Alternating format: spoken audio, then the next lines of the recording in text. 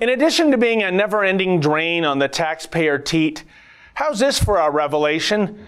Public sector unions can actually be hazardous for your health. The proof? Well, one needn't look any further than convicted serial killer Elizabeth Wettlaufer, who, it turns out, was indirectly aided and abetted by her union, the Ontario Nurses Association.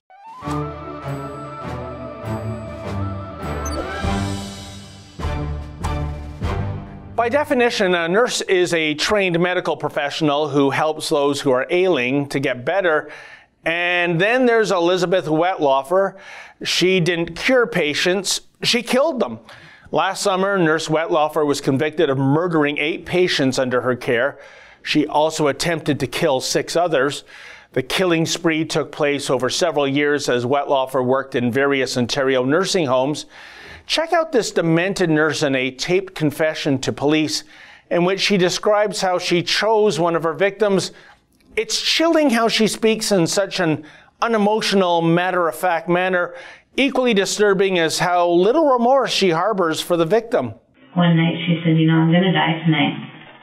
Mary said that? Yeah. And I said, oh. And she said, yeah, why don't you get me into the deathbed so I can die? And I said, are you sure? And she said, yeah, put me to bed. I'm going to die. So I said, okay. And I went to the other nurse that was working with me. And she said, oh, okay, well, let's put her in the sinus care room if that's what you want. So we did, and then I thought, well, she must be the next one. I had a feeling inside of me she must be the next one. The 51-year-old Wettlaufer is a textbook psychopath, to be sure, but that's only part of this sordid story. The other crucial element is the role that the Ontario Nurses Association took in terms of unwittingly prolonging Wettlaufer's killing spree. An inquiry is now underway to determine how Wettlaufer flew under the radar for so long, and what's emerged so far is how her public sector union didn't condemn Wettlaufer, but rather repeatedly went to bat for her.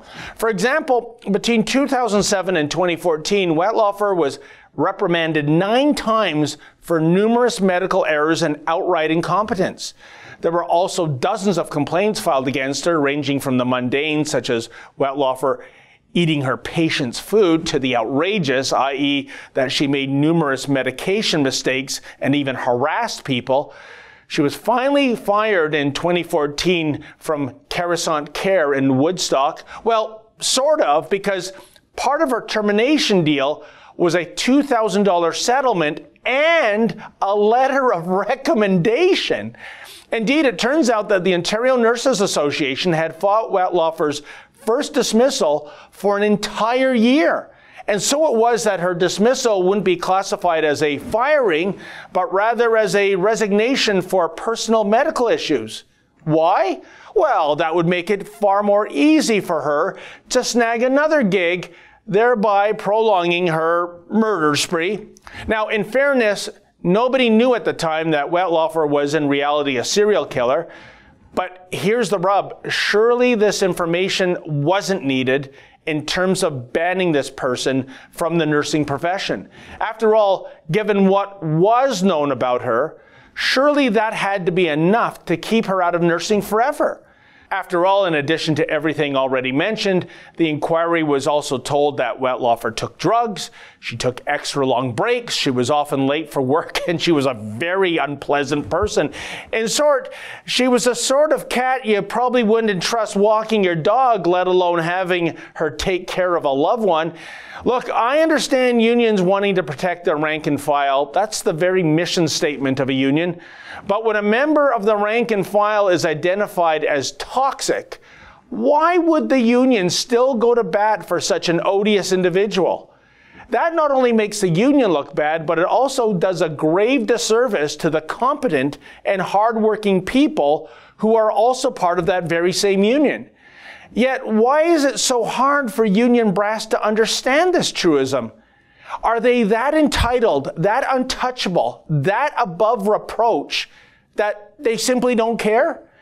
And too bad that in the Wettlaufer case, the outright stubbornness of the Ontario Nurses Association in protecting Elizabeth Wettlaufer turned out to be a matter of life and death 8 times over, no less.